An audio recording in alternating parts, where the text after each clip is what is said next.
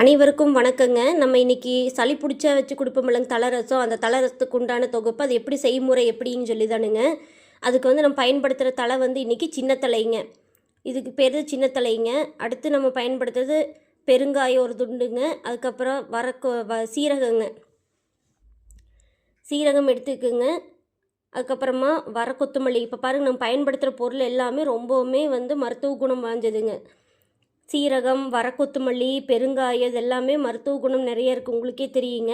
இதெல்லாம் பயன்படுத்தி தான் நம்ம தலை ரசத்தை தயாரிக்கிறோங்க. தலை ரசம் சளி பிடிச்சவிகளுக்கு கொடுத்தா நல்லா உடனடியே கேட்குங்க.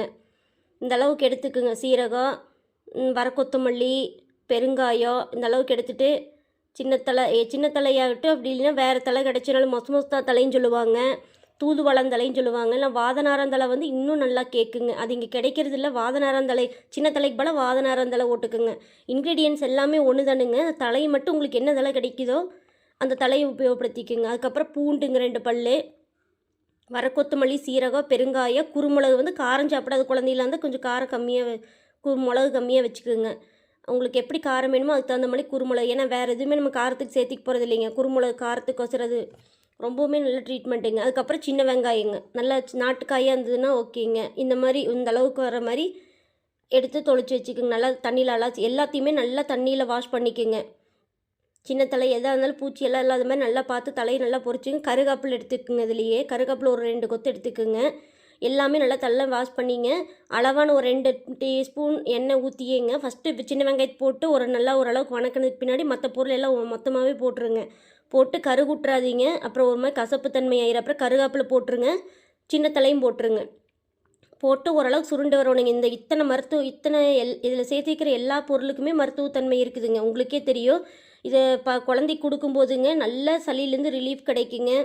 கண்டிப்பாக அடுத்த டைம் அதிகமாக சளி பிடிக்காதுங்க. உள்ளுக்கிற சளியுமே அறுத்து எடுத்துரும். ரொம்ப நல்ல ட்ரீட்மெண்ட்டுங்க. எங்கள் வீட்டில் சளி பிடிச்சதுன்னா எங்கள் அம்மா இப்படி தான் கொடுப்பாங்க. நான் என் குழந்தைகளுக்கு இப்படி தான் கொடுத்துட்டு இருக்கிறேன். இன்றைக்கி நான் செஞ்சது என் சின்ன பையனுக்கு சளி பிடிச்சிருந்ததுங்க. அதுவே அவனே கேட்டானுங்க, சம்மா தலை ரசம் வச்சு கூடம்மா அப்படின்னு சொல்லி. அதனால் டேஸ்ட்டாகவும் இருக்குங்க. நம்ம பண்ணுற விதத்தில் தான் கொஞ்சம் பக்குவம் மட்டும் கொஞ்சம் இதே மாதிரி பார்த்துக்கிட்டிங்கன்னா நல்லதுங்க. உங்களுக்கு என்ன தலை கிடச்சினாலும் பயன்படுத்துங்க. சின்ன தலை, மொசமொசதான் தலைங்க, வாதநாரந்தலை கிடச்சி இன்னும் நல்லதுங்க. அப்புறம் மையை அரைச்சி கொண்டுட்டு வந்துங்க. ரசம் எப்படி தாளிப்போமோ எண்ணெய் ஊற்றி கடுகு போட்டு கருகாப்பில் ஒரு 2-3 கொத்து போட்டு ஒரு அரை கொத்து போடுங்க. போட்டு அந்த தலை தண்ணி பதம் உங்களுக்கு எவ்வளோ வேணுமோ அதை ஊற்றி ஒரு கொதி வந்ததையும் எடுத்துருங்க. அவ்வளோதானுங்க. அதுக்கப்புறம் சூடான சாப்பாட்டுலிங்க நல்லா சூடாக ரசத்தை ஊற்றிங்க. குழந்தைகளுக்கு கொடுத்திங்கன்னா நல்லா சளிக்கு உடனடி தீர்வாக இருக்குங்க. நீங்களே பார்த்தீங்கன்னா தெரியுங்க. இவ்வளோ மருத்துவம் இருக்கிறது பாருங்கள். எல்லோரும் சப்போர்ட் பண்ணுங்கள் எனக்கு.